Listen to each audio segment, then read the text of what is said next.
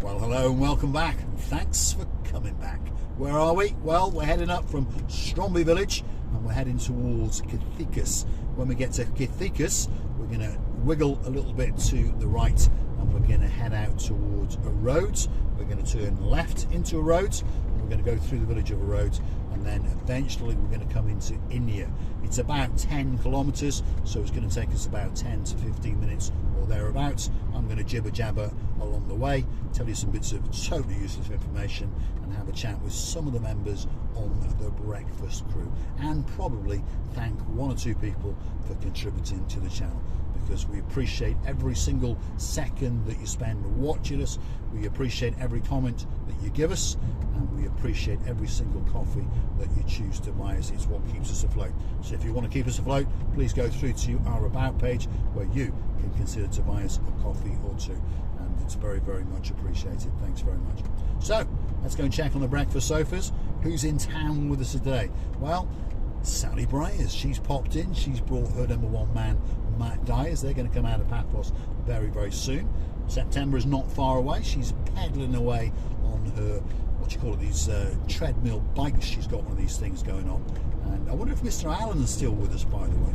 Not heard from him for a while. He likes to get on this treadmill and kick back and enjoy a cupcake and a frappe or two. And there's one or two other people getting themselves into shape because they understand that their holidays are coming. Miss Izzy and Mr. Allen, they're frantically looking for a hotel, and they're wondering where to stay. Well, ooh, that sky's gone a bit grey. Have you noticed? Wow, what's going on with the world? As we're climbing up into Kathikas and Ineia, the weather is changing again.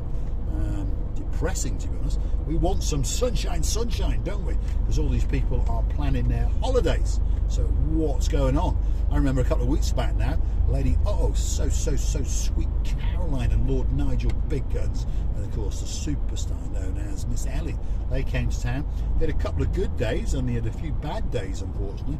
Although the temperature held out, and Lady So Sweet did manage to have a dip or two and walk to the little white church with a blue roof now and again. So Sharon, if you're watching, hopefully you understood the comments I was giving you last night about the hotels and so forth. Any help that you need, anyone needs any advice or help on a hotel, drop it in the comments. If we can help you, we will help you, because we understand that well, if I had a hotel, you know, I would probably stretch the truth and the realms of the imagination as to how close it was to, let's say, the Paphos Promenade and the Paphos Harbour. I would say it was just down the road, but often these hotels are not, shall we say. I remember Miss Issy last year, she was on about a hotel up in Clorica, and she believed it was pretty close to the Cape of Paphos Promenade and Harbour, but of course it was not. It was about 10 kilometres away, so she changed the hotel and stayed at the Roman. She wasn't too impressed with the Roman, so she's not going to go back there again. Mixed reports on the Roman. I think it's closed, although I think it's opened again now. I'm not quite sure. So please, if you want any help and advice, it's impartial. We don't want anything for it. If we can help you to get a better holiday, please ask us the question. Where is this hotel? Where is that in relation to the promenade? Or where is that hotel in relation to Nicosia? Whatever it might be, if I can help you, I will. And there's no charge for that, obviously. We don't want people to come to somewhere and then find that, well, it's one hell of a long walk, or there's no wheelchair access, or it's not good for kids, that sort of stuff. That's the idea of the channel, to try and help people understand Paphos. I'm not going to say we're experts on Paphos, but we have lived here. Well, I've 15 years, Marika's here lived here for 22 years, so we do know one or two things about Paphos, and we do know one or two people, including, I'll let you into a little secret, we know the mayor. There we are. So if you want some information, drop it in the comments and we'll do our very, very best to answer your questions for you. And perhaps as a reward, well, you might want to buy us a coffee or two. You never know. We're in Kathikas. We're on the outer extremities of it. That's the Farmyard restaurant. It's not open yet, but it'll open up soon. Pretty sure of that. There's 7 very good restaurant tavernas in Kathikas, by the way. Very, very popular restaurants indeed, all serving very, very good cuisine. This is a good one here, by the way. I'm going to struggle with how to say it. How do you Petrodaki restaurant? I've eaten there a couple of times. Had a great Sunday lunch there once, and hung out with some of my customers, because I've got a lot of customers up in Kathikas, if you understand me. So forgive the road surface. What can you say? Well, they packed a little bit here and they packed a little bit here, and to be honest, it was a complete and utter waste of time. But Kathikas, I really like. Very, very popular place. Someone asked me the other day, money, no option, where would you live? And I said I would live down in Sea Caves, because I would love to live right on the water's edge. But if I didn't want to live on the water's edge, I'd probably choose someone like Kathikas. I did live up in Lissos once on top of a mountain, and we lived there for 5 years. And well, it was very, very tranquil and very, very calm. We had a spectacular view down to the Kathikas Bay, which is in Paphos, by the way. Like I say, we're going to go right here. So we're coming out of Kathikas, and this is the Paphos to, well, I'll rephrase that, sorry. If you're in Ineia and you wanted to go to Paphos, this is the road that you would use. So you'd come up from the Sea Caves area, wiggle and waggle through the mountainside, and 30 kilometres, and you would end on the Lachi side of Paphos. And if you wanted some benzene on the way, that's where you go. Look at that, his fuel's cheaper, 146.9. See how the petrol prices vary, don't they? I know it's the same all over the world, isn't it? So they're trying to encourage you to fill up here before you go to Paphos or to Paphos. I remember that on the way back, because this gas guzzling beast, he's got a half a tank, so I might stop there and put 50 euros into it. There we go. Anyway, we are coming out of Kathikas. We're going to wiggle and waggle around a few bends here, and then we're going to turn into the village of Arodes. We're going to go through Arodes, and then we're going to come out the other side, and eventually we're going to end up in our destination. Let's just try not to knock this chappie over. They've been cutting the well, cutting all the bracken and the bushes back, isn't it? There's customer line there going that way. They're everywhere up here, by the way. There's an awful lot of foreigners living up in Kathikas and Ineia. That's where we're actually going, by the way. But Ineia, Kathikas, Arodes, and then they drop down to Paphos and stuff. Lots of them, lots of them. All on the left-hand side now, mainly foreigners. Not all British, but a lot of British people.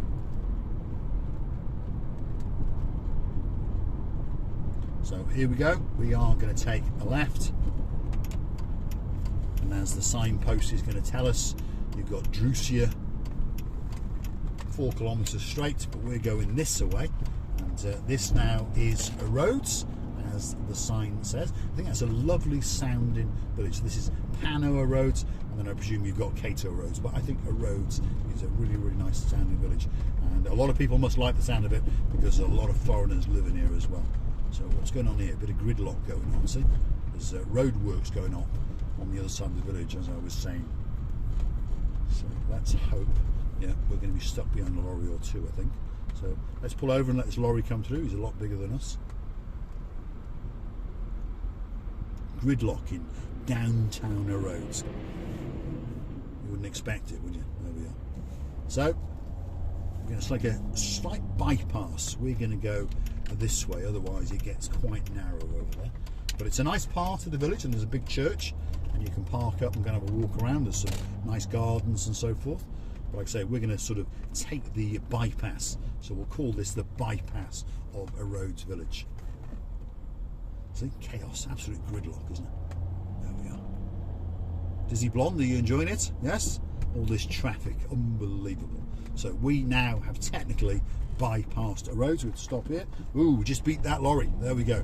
But my brother behind me, he's going to be stuck behind it. So the lorry went the village route. Oh, he's beaten him as well. There we are. He's put his foot down.